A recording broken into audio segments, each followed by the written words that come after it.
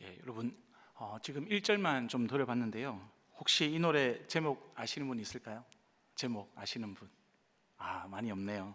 맞습니다. 이 노래는 명곡이긴 하죠. 저희 세대에는 명곡인데 1983년도에 발표된 노래입니다. 아마 여러분들이 태어나기도 전에 발표된 노래라서 아마 이 자리에 있는 청년들은 대부분 다 모르실 거예요.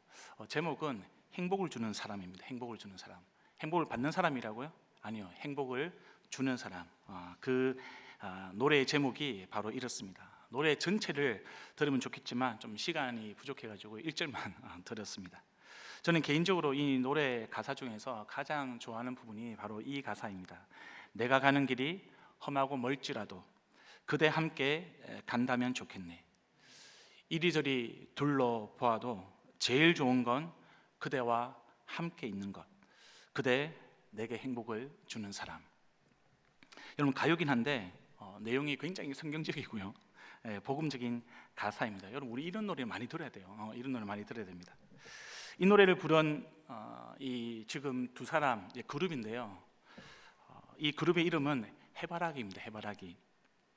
이 노래 말고도 사랑으로, 내 마음의 보석 상자, 모두가 사랑이에요. 여러분 꼭 한번 찾아서 들어보시면 좋겠습니다. 참 좋은 곡들을 많이 만들었습니다. 이분들은 이런 대중가요를 가스펠 수준으로 격상시켰다라는 평가를 들을 정도로 굉장히 좋은 곡을 많이 지었습니다. 우리가 방금 들었던 행복을 주는 사람, 이 곡을 작사 작곡한 분이 이주호라는 분입니다. 이분이 믿음이 좋으신 영락교회 집사님이세요. 집사님. 이 이주호 집사님은 어느 교회에서 간증을 하면서 자기 노래에 대해서 이렇게 설명을 했습니다. 나의 노래 속에 나오는 사랑, 그 사랑은 바로 예수님이 주인공이다. 이주호 집사님이 1988년도 이 서울올림픽이 우리나라에서 열렸습니다. 그때 어느 환경미화원이 이 라면값이 없어가지고 자살을 기도했다라는 이 사연이 이 이주호 집사님 귀에 들렸습니다. 어떻게 우리나라가 올림픽을 개최하는데도 불구하고 이런 일이 벌어질 수 있는가?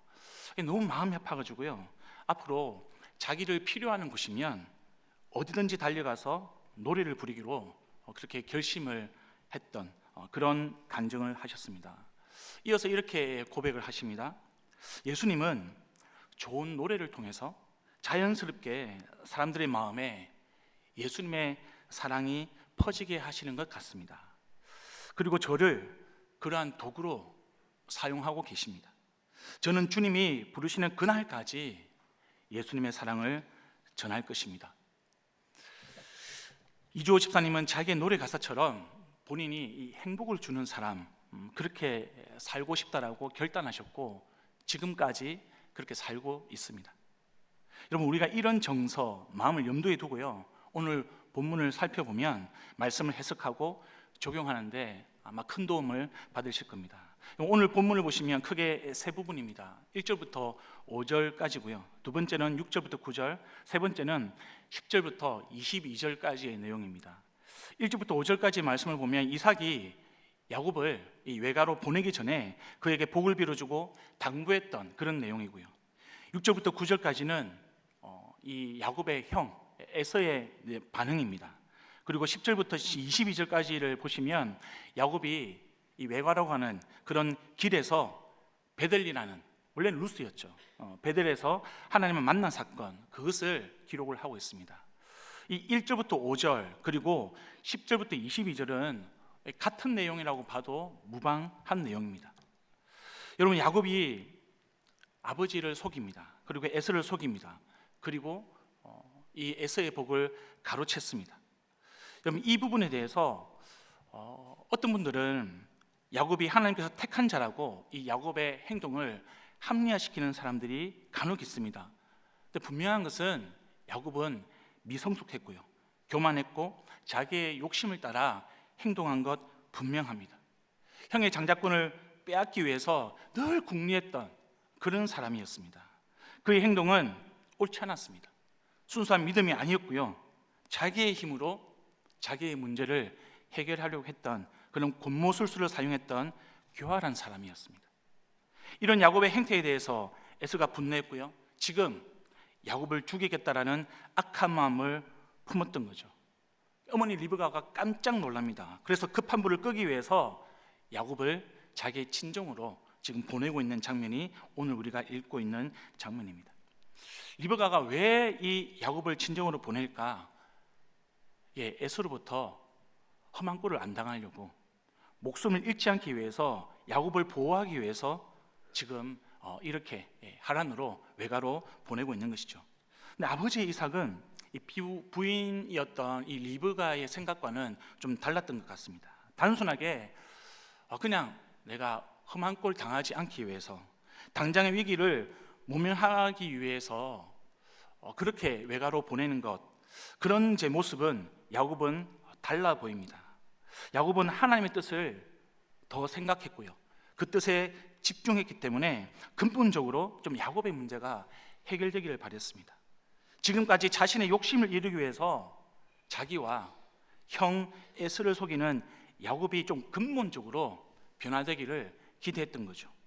이런 맥락에서 여러분, 지금 이삭이 야곱을 외가로 보내는 가장 큰 목적은 야곱의 결혼이었습니다. 그의 배우자를 구하는 거였죠. 단순하게 남자와 여자를 만나는 그런 결혼이 아니고요, 하나님 믿는 백성이 가정을 이루는 것을 통해서 야곱이 변화되기를 원했다라는 겁니다. 그래서 여러분, 우리가 하나님 믿는 백성이 결혼을 한다는 것, 가정을 이룬다는 것은 그냥 단순하게 외로운 사람들을 만나가지고 행복한 가정을 이루는 것 이상의 가치가 있다는 것을 알아야 하는 거죠. 지금 그것을 알고 있는 이삭이 아들 야곱을 외가로 보내기 위해서 지금 복을 빌어주고 있는 겁니다. 이삭이 아들 야곱에게 가르쳐주는 결혼과 가정의 큰 목적이 뭐냐? 하나님의 복입니다. 우리 3절 말씀 다시 한번 띄워주실까요? 3절 말씀 읽어드릴게요. 전능하신 하나님이 너에게 복을 주셔서 너로 생육하고 번성하게 하시고 마침내 내가 여러 민족을 낳게 하실 것이다. 하나님이 아브라함에게 허락하신 복을 너와 내 자손에게도 주셔서 내가 지금 나그네살이를 하고 있는 이 땅, 하나님이 아브라함에게 주신 이 땅을 내가 유산으로 받을 수 있도록 해 주시기를 바란다. 그리고 여러분, 이삭이 이렇게 야곱한테 말해준 것만으로도 부족하다고 생각하셨는지 하나님은 이 야곱의 꿈에 직접 나타나셔서 그 야곱을 하란으로 보내는 이유를 말씀하십니다. 13절인데요, 한번 띄워주시겠습니까? 주님께서 그 청계 위에 서서 말씀하셨다. 나는 주 너의 할아버지 아브라함을 보살펴준 하나님이요 너의 아버지 이삭을 보살펴준 하나님이다. 내가 지금 누워있는 이 땅을 내가 너와 너의 자손에게 주겠다. 너의 자손이 이 땅에 티끌처럼 많아질 것이며 동서남북으로 사방으로 퍼질 것이다. 이 땅 위의 모든 백성이 너와 너의 자손 덕에 복을 받게 될 것이다. 내가 너와 함께 있어서 내가 어디로 가든지 너를 지켜주며 내가 너를 다시 이 땅으로 데려오겠다. 내가 너에게 약속한 것을 다 이루기까지 내가 너를 떠나지 않겠다. 여러분, 우리 지금 창세기 28장에 복이라는 단어가 몇 번 사용되었을까요? 무려 7번이나 사용됩니다. 이렇게 자주 사용됐다는 건 그만큼 중요하다는 거죠. 모세가 이 복이라는 단어를 28장에 기록하면서 너무나 중요하기 때문에 반복적으로 사용하고 있는 겁니다. 그 복의 내용이 무엇입니까? 생육하고요, 번성하고요, 여러 민족을 낳는 겁니다. 그리고 나그네살이 하고 있는 땅을 유산으로 받을 수 있는 겁니다. 자손들이 수없이 많아지고 사방으로 퍼지는 겁니다. 이같이 여러분, 복의 내용을 보면 이 결혼, 가정의 목적, 그것과 직결되어 있다는 것을 알 수 있습니다. 우리가 이 본문을 통해서 우리가 배우는 것은요, 하나님의 자녀가 결혼을 해서 가정을 이루는 가장 큰 목적, 가장 큰 이유는 바로 하나님의 복이 된다는 겁니다. 하나님의 복이 되는 것. 근데 여러분, 그 하나님의 복이 생육하고 번성하고 여러 민족을 낳는 것, 그것으로 끝나지 않죠. 이 복은 확장됩니다. 어떻게 확장이 되죠? 땅 위의 모든 백성이 하나님의 자손들로 인해서 복을 받는다라고 기록을 하고 있습니다. 그리고 하나님은 당신의 백성이 그 복이 되도록 내가 나의 자녀와 항상 함께 있겠다, 내가 지켜주겠다, 내가 떠나지 않겠다라고 약속을 지금 하고 계시고 있습니다. 여러분, 하나님의 복은 결혼과 가정을 통해서 주어집니다. 그리고 전 세계로 확장이 됩니다. 그래서 여러분, 우리가 하나님의 자녀는 믿음의 배우자와 함께 가정을 세우는 것이 너무나 중요한 겁니다. 불신자와 우리가 결혼을 해서요, 하나님의 복을 받고 확장하는 것, 그것을 통해서 우리가 하나님의 복을 누리고 살아가는 것, 불가능한 것은 아닙니다. 아예 불가능하다 그런 것은 아니지만 하나님의 복과 너무 멀리 떠나는 것은 분명한 사실입니다. 그리고 그만큼 불신 가정이 하나님의 복을 받고 확장하는 것은 물리적으로, 영적으로 정말 힘들고 어려운 가정입니다. 이것은 제 말이 아니고 불신 결혼을 하신 분들이 공통적으로 고백하는 그런 어려움, 그런 장벽입니다. 그래서 여러분, 성경에서는 믿음의 자녀들이 이 불신 결혼하는 것, 믿음이 없는 배우자와 결혼을 하는 것을 강하게 반대하는 거죠. 근데 물론 불신 결혼, 불신 가정이라 하더라도요, 그 한 사람의 믿음을 통해 가지고 하나님은 그 가정이 하나님의 복이 될 수 있도록 인도하시는 것은 분명합니다. 그러나 그만큼 어렵고 힘든 과정이라는 것을 우리가 알아야 한다는 거죠. 또 하나 여러분, 하나님의 복과 관련해서 중요한 부분이 있습니다. 이 복은 육체적인 그런 가정뿐만 아니라, 그런 결혼뿐만 아니라 영적인 가정, 교회에도 적용된다는 사실입니다. 저와 여러분이 누구를 통해서 이스라엘 백성이 되었습니까? 예수님을 통해서 저와 여러분은 이스라엘 백성이 되었습니다. 왜냐하면 이 교회는요, 예수님의 신부입니다. 예수님은 교회의 신랑입니다. 교회의 머리는 예수님이시고요, 그리고 교회는 예수님의 몸입니다. 영적인 이스라엘 백성들이 어떻게 생육하고 번성하고 여러 민족을 낳을 수 있습니까? 마태복음 28장 19절과 20절에 분명하게 주님을 말씀하고 있습니다. 그러므로 너희는 가서 모든 민족으로 제자를 삼아 아버지와 아들과 성령의 이름으로 세례를 베풀고 내가 너희에게 분부한 모든 것을 가르쳐서 지키게 하라. 볼지어다 내가 세상 끝날까지 너희와 항상 함께 있을 것이다. 청년 여러분, 그리고 성도 여러분, 기억해 주시기를 부탁드립니다. 하나님은 아브라함에게도 복을 약속하셨고요, 이삭과 야곱에게도 복을 약속하셨습니다. 그리고 지금 동일하게 저와 여러분에게 그 복을 약속해 주셨습니다. 우리는 그 예수님을 통해서 이 복을 받았고요, 세상은 저와 여러분, 우리 공동체를 통해서 이 복을 받게 되어 있습니다.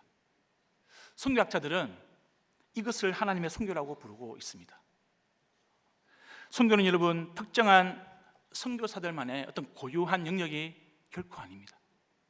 선교는 그냥 내 목숨을 뚝 떼놓고 저질러야만 하는 그런 힘들고 어려운 일도 결코 아닙니다. 먼저 우리가 하나님께 복을 받는 것, 그것이 하나님 선교의 뿌리인 거죠. 그리고 세상에 그 복을 흘려보내고요, 세상 모든 민족이 그 복을 받게 하는 것이 바로 하나님의 선교입니다.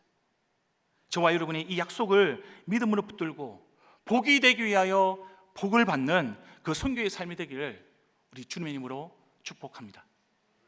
성도 여러분, 그리고 청년 여러분, 이 지점에서 우리는 복이라는 것이 성경적으로 어떤 의미를 가지고 있는지를 좀 명확하게 알 필요가 있습니다. 그렇지 않으면 그냥 우리가 생각하는 복, 그런 복의 관념으로 하나님의 복을 오해하기 쉽습니다. 하나님의 말씀하시는 복은 히브리어로요, 이 바라크라는 단어입니다. 바라크. 이 단어가 가지고 있는 의미는 크게 네 가지입니다. 하나는 인간이 신에게 무릎을 꿇는 것을 이야기합니다. 순종하는 거죠. 자복하는 겁니다. 그리고 그 자복한 인간이 신에게 경배의 행위로 찬양하는 것, 예배를 드리는 겁니다. 세 번째로는 신이 그런 인간에게 은혜를 베풀어 주는 겁니다. 마지막으로 완곡한 표현으로 저주를 의미합니다. 신을 반역하는 사람, 무릎을 꿇지 않는 사람, 끝까지 예배의 자리에 나오지 않는 사람에게 대한 저주를 이 바라크는 포함하고 있습니다. 여러분 어떻습니까? 성경이 말하는 복은 우리가 설날에 세배하면 그런 세뱃돈을 받는 그런 수준인가요? 그렇지 않습니다. 우리의 직장, 결혼, 승진, 건강, 물질적인 재산, 그런 수준의 복이 아니라는 겁니다. 하나님이 말씀하시는 복, 성경의 복은 하나님과 우리와의 관계를 이야기하는 겁니다. 우리가 전능하신 하나님께 무릎을 꿇는 존재로 변화되는 것, 그리고 그분을 찬양하고 경배하는 존재로 변화되는 것, 그것을 하나님은 복이라고 이야기하고 있습니다.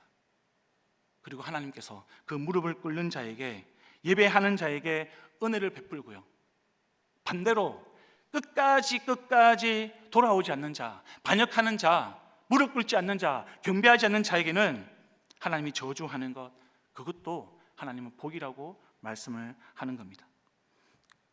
사랑하는 성도 여러분, 청년 여러분, 우리가 직장을 잃고 성질을 못하고 가난해지고 큰 질병을 만나고 나를 괴롭히는 일들과 적들로부터 내가 우겨쌈을 당해도요, 우리가 복 있는 사람이라고 고백할 수 있는 이유는 내 모습이 어떠하든지 그냥 내가 무릎으로 나아가면, 하나님께 나아가면 나를 조건 없이 받아주시기 때문에, 그 하나님이 계시기 때문에 우리는 복 있는 사람이라고 고백할 수가 있습니다. 내가 세상적으로 저와 여러분이 아무런 자격이 없어도요, 내가 전심으로 찬양하고 하나님을 즐거워하고 하나님을 예배하면 하나님은 나에게 은혜를 베풀어 주시기 때문에 저와 여러분은 복이 있는 사람이라고 고백할 수가 있는 겁니다.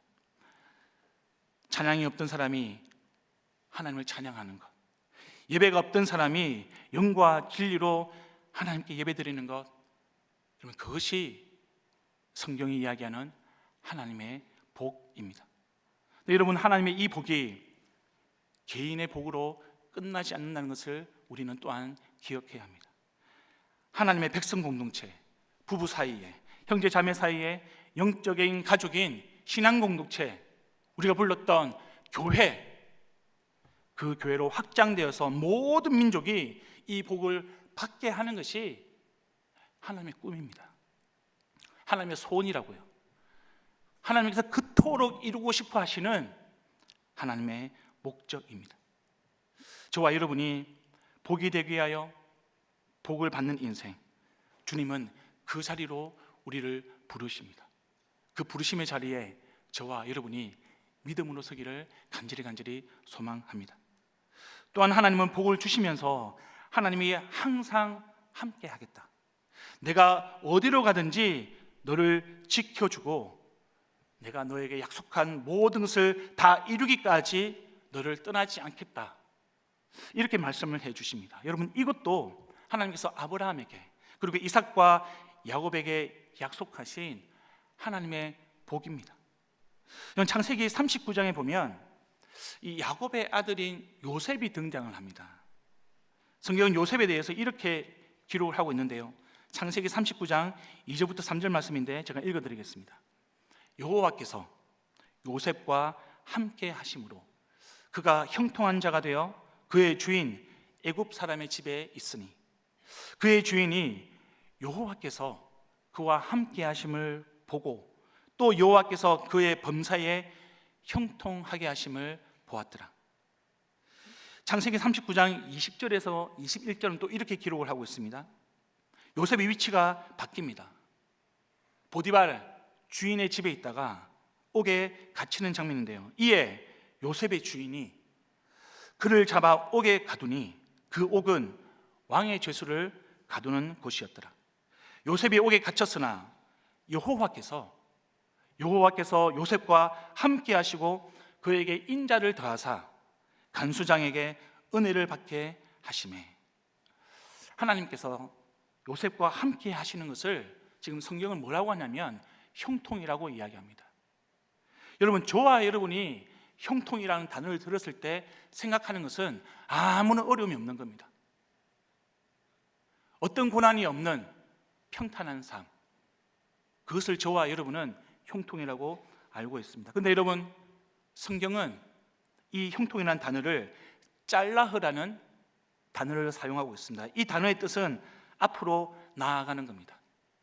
지금의 상태보다도 더 개선되고 발전하고 그리고 어려움을 이겨내는 것, 그것을 짤라흐, 형통이라고 이야기합니다. 그러니까 고난이 없는 삶, 어려움이 없는 삶이 형통이 아니고요, 내가 고난 중에도 역경 중에도 믿음으로 앞으로 전진하는 것, 나아가는 것, 그것을 형통이라고 성경은 이야기하고 있습니다.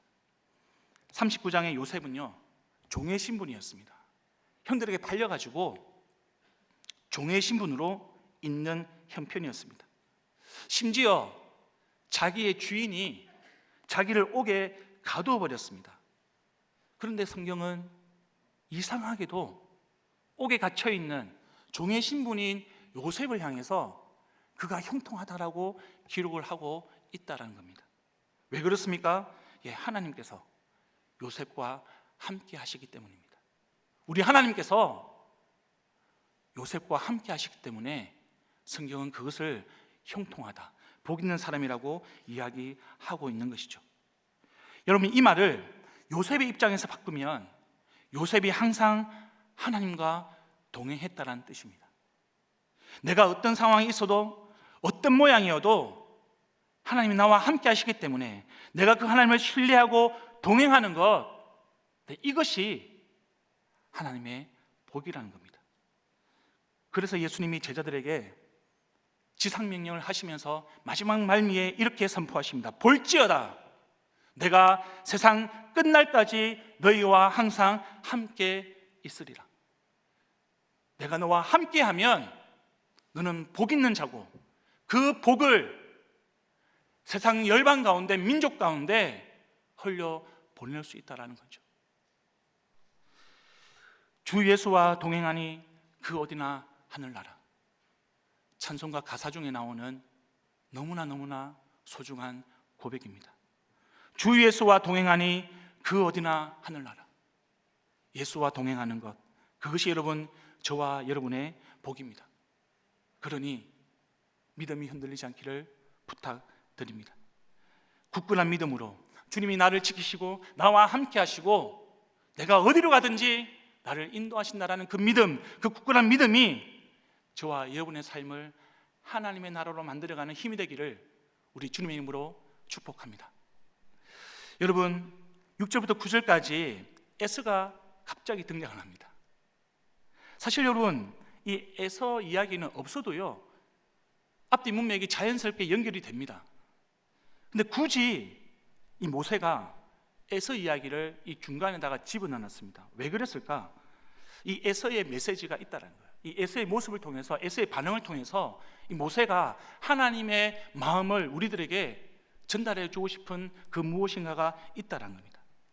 그 메시지는 다른 측면에서 아까 우리가 살펴봤던 그 복의 의미를 재차 강조하기 위해서죠. 이 바라크라는 의미가 신에게 반역하는 자, 끝까지 하나님을 거부하는 자, 하나님께 경배하지 않는 자, 무릎 꿇지 않는 자, 예배하지 않는 자에게 내리는 저주를 포함한다고 말씀을 드렸습니다. 근데 여러분, 이 저주는요, 하나님께서 그냥 처음부터 작정하고 내가 이 인간은 아웃시켜야 돼, 이 인간 내가 반드시 벌을 내릴 거야, 그런 저주가 아니에요. 그런 저주가 아니라 끝까지 기다리시다가 자기를 떠나고 버린 자에게 내리는 어쩔 수 없는 저주입니다. 가룟 유다를 기억하시면 아마 이해하기 쉬울 겁니다.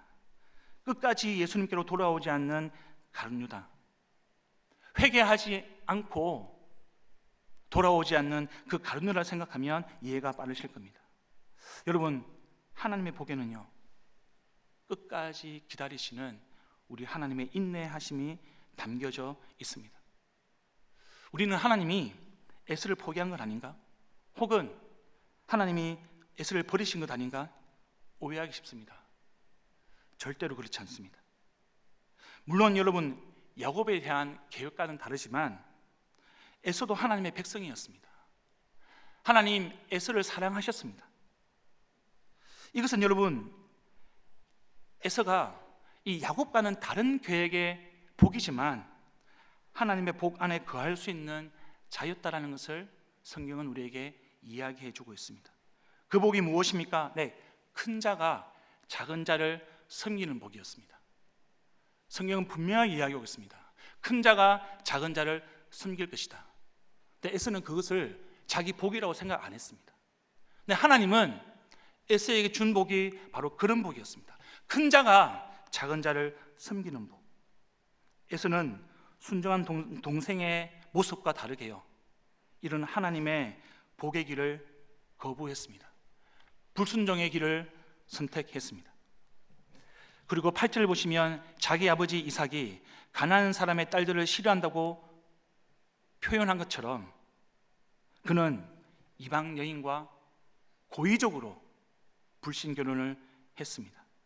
여기서 여러분, 딸들을 싫어한다, 혹은 그 딸들이 그 아버지 이삭을 기쁘게 하지 못했다, 이런 표현, 그런 표현을 우리가 유의 깊게 살펴봐야 합니다. 여기서 기쁘게 하지 못했다는 뜻은 히브리 원어로요, 사악하고 나쁘다라는 의미를 가지고 있습니다. 그러니까 굉장히 의도적인 거죠. 이 에서가 이방 여인들을 아내로 삼고 그 여인들이 자기 가족들을 싫어하고 또 기쁘게 하지 못했다는 것은 굉장히 의도적인 불순종을 이야기하는 겁니다. 여러분, 하나님은 이런 에서에 대해서 오래 참으셨습니다. 네, 여러분, 에서의 불순종은 반복적이었고요, 매우 의도적이었습니다. 그의 인생을 보면 그는 많은 자손을 이룹니다. 그도 야곱 못지않게 많은 재산을 이룹니다. 그런데 안타깝게도 그가 이룬 그 모든 것들은 그냥 자기의 힘으로 이룬, 세상이 말하는 복입니다. 바라크, 하나님께서 말씀하시는 복, 성경이 이야기하는 복과는 무관한 거였습니다. 오히려 자기가 이룬, 자기가 성취한 그 재산, 그 성공은요, 하나님으로부터 자기를 멀게 만드는 저주에 가까운 거였습니다. 사랑하는 성도 여러분, 청년 여러분, 혹시 야곱처럼 인생의 위기를 만난 분은 안 계십니까? 내가 해결할 수 없는 문제를 가지고 있지는 않습니다. 그래서 내 믿음이 흔들리고 하나님께서 나와 함께 하시지 않아, 이런 마음으로 괴로워하지는 않습니까? 과거의 야곱처럼 그런 상황 가운데 나의 힘으로 욕심을 따라 해결하는 것 우리가 내려놔야 합니다.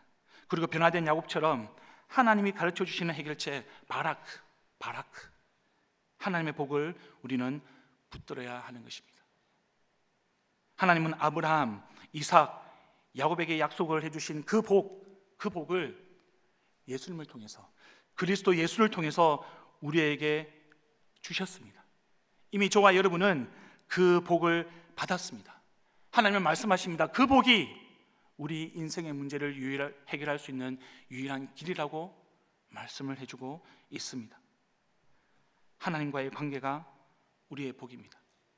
하나님께서 함께 하심이 우리의 복이고요, 내가 설사 에서의 입장에서 살아가는 인생이라 할지라도 작은 자가 큰 자를 섬기는 그 복이 아니고 큰 자가 작은 자를 섬기는 그 자리가 하나님의 복이라는 것을 우리는 기억을 해야 합니다. 불순종이 아닙니다. 우리의 자신과 우리의 자손들이 하나님께 무릎을 꿇고 경배하는 것, 그것이 복이고요, 예수님을 통해서 우리가 모든 민족 가운데 복이 되어서 흘러가는 것, 아까 우리가 불렀던 찬양처럼 우리가 흘러서 세상 가운데로 나아가 그들이 복을 받도록 우리가 그 복의 통로가 되어주는 것, 그것이 저와 여러분이 누릴 수 있는 복이라는 것을 기억해 주시기를 부탁드리겠습니다. 어떤 상황에서도 하나님께서 우리가 이 복을 붙들고 살아가기를 원하십니다. 저와 여러분이 결단하셨으면 좋겠습니다. 우리가 믿음으로 하나님, 내가 이 복을 붙들고 살아가겠습니다. 내가 어떤 상황에서도 나와 함께 하신 하나님, 그 하나님을 붙들고 내가 복이 되기 위하여 복을 받는 인생으로 살아가겠습니다. 그 결단으로 우리가 한 주간도 살아가기를 우리 주님의 이름으로 축복드립니다. 말씀을 기억하면서 함께 찬송하겠는데요. 하나님 아버지의 마음, 이 찬양을 함께 올려드리면 좋겠습니다.